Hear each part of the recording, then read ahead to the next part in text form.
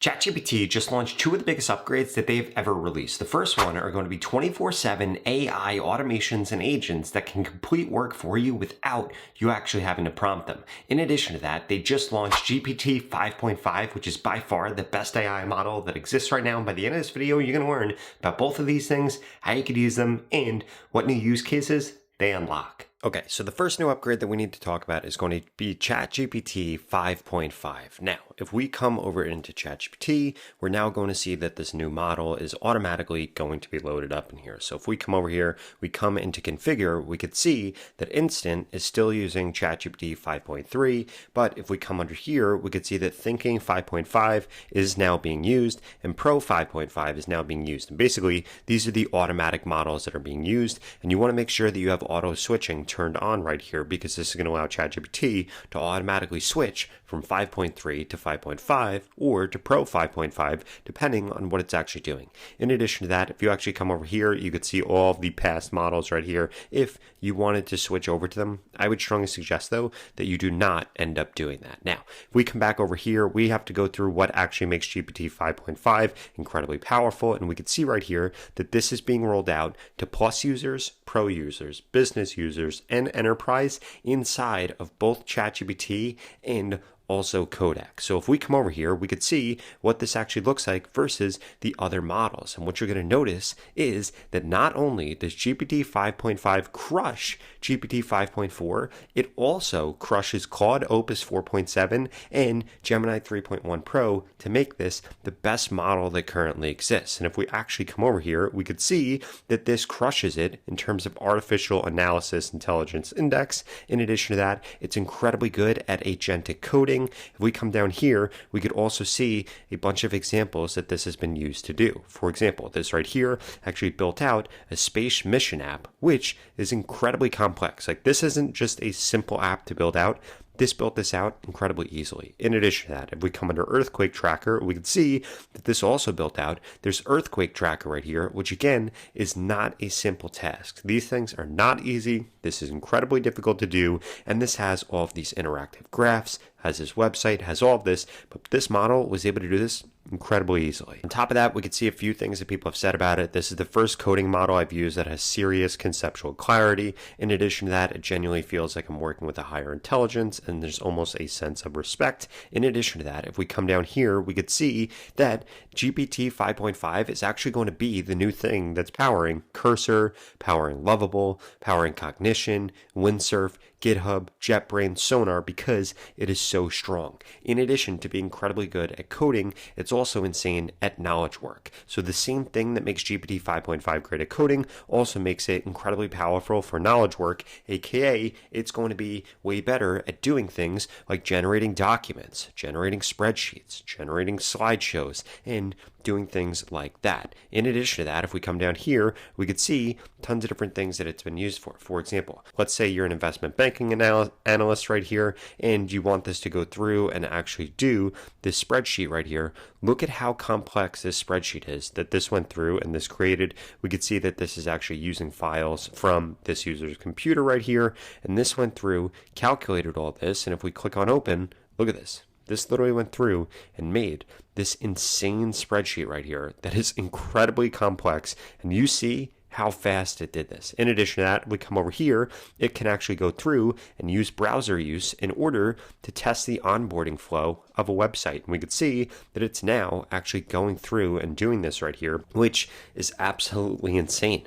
This actually created all of these different tasks right here. It's running through all these different tasks, and then it actually goes through and calls out what needs to be fixed and how to actually fix it. Again, this is a massive upgrade here. And if we come over here, we could see that GPT 5.5 thinking is basically just going to unlock faster help for harder problems with smarter and more concise answers. In addition to that, GPT 5.5 Pro is really for early testers that want to see a step up in both the difficulty and quality of work that ChatGPT can take on. In addition to that, we have this evaluation right here. We have these evaluations right here. Again, this absolutely crushes it right here, and it's also incredibly good for scientific research. So really, this model excels at three things. 1, coding. 2, agentic tasks, anything knowledge work related, but also scientific research. Now, before I get into the rest of the updates, I wanted to remind you to smash that subscribe button if you want to stay up to date on the latest and greatest changes in AI. I upload videos like this every single day, and you're not going to want to miss them. Now, the next update I wanted to walk you through is that ChatGPT has now introduced Workspace agents inside of ChatGPT. Basically, what this is going to be Codex-powered agents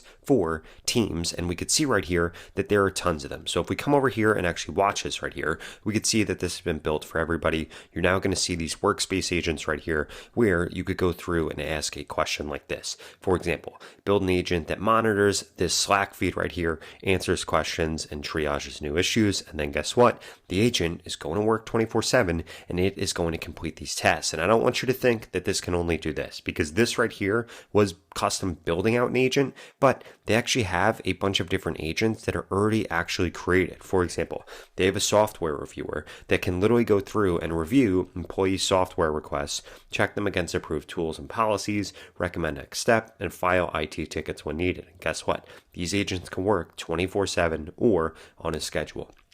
In addition to that, if we come over here, they have a product feedback router, which will actually go through and monitor Slack, support channels, public forums, and then turns that feedback into prioritized tickets and weekly product summaries. They have a weekly metrics reporter, which pulls data every Friday, creates charts, writes a summary, and shares a report with the team. They have a lead outreach agent, which actually researches inbound leads, scores them against your qualification rubric, drafts personalized follow-up emails, and updates your CRM. And they also have a third-party risk manager. In addition to that, if we actually click on templates right here, we could actually go through all of the different templates that exist. Now we can see right here that right now, Workspace Agents is only going to be available for business plans, enterprise plans, EDU plans, and teacher plans. So if you're just on a pro or a plus plan, you're not going to have access to these yet. In addition to that, the other thing that you could see here is that you could actually go through and you could share these. So we could see that you're going to have your recently used agents when you actually build these out. You're going to have the ones that were built by you,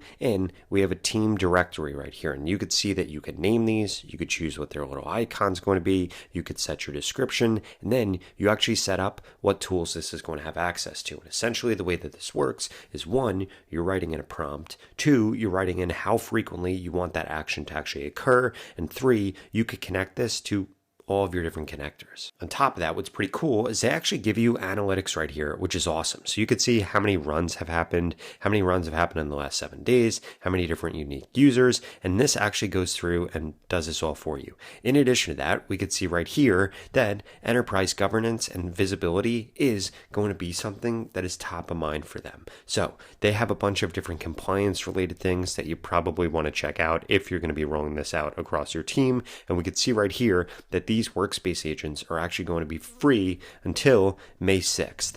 After May 6th, they're going to begin to charge on a credit-based pricing starting on that date. And essentially what this is they're rolling out their 24/7 AI agents and AI automations to automate things. Now, in terms of actually building out these agents right here, I wanted to actually walk you through this right here. So we could see that an agent essentially has 3 different things. One, it's going to have a trigger, aka what is actually going to start that agent. After that, you have processes and skills. These are going to be the steps that the agent follows in order to actually complete a task the way that you expect. In addition to that, they have tools and systems. So these are going to be approved tools and integrations that the agent can use to gather information and to be able to take action.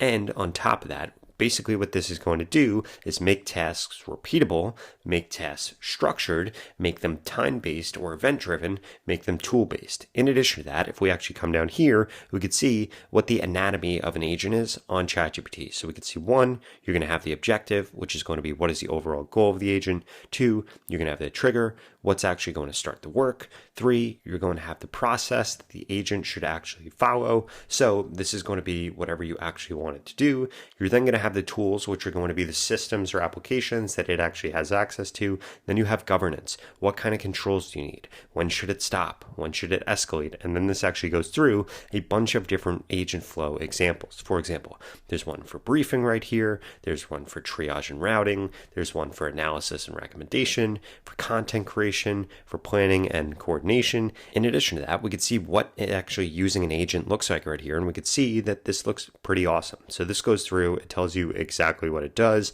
We could get it to run. We could see exactly what apps this is going to be connected to right here. And this is incredibly helpful because this allows us to connect all of these agents to anything that we want. And you could see that you could set up your own agents. You could browse the ones that are already templated out. And this right here makes your life incredibly easy. And look at how clean this is. You have instructions, you have what you do, we have what tools it has access to. And actually, this is probably my favorite agent tool because if you saw what Claude recently built, they launched agents also, but it was nowhere good as what ChatGPT has right here. And again, what makes this even more powerful is that this is now going to be powered by ChatGPT 5.5. So if you're on the EDU plan, the business plan, the teacher plan, I would strongly suggest that you go through and begin to build these agents out. And you want to make sure that when you come into your ChatGPT and you come over here into personalization and we come under apps and connectors, that you have all these different apps and all these different connectors.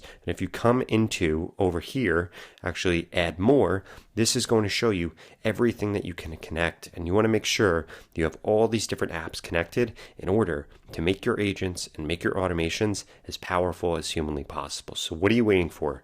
You need to start building out automations with this. Now, if you enjoyed this video and you want to learn more about ChatGPT's new image generator, which is by far the best AI image generator right now, I would strongly suggest you check out this video right here that walks you through exactly how it works and what new use cases it unlocks.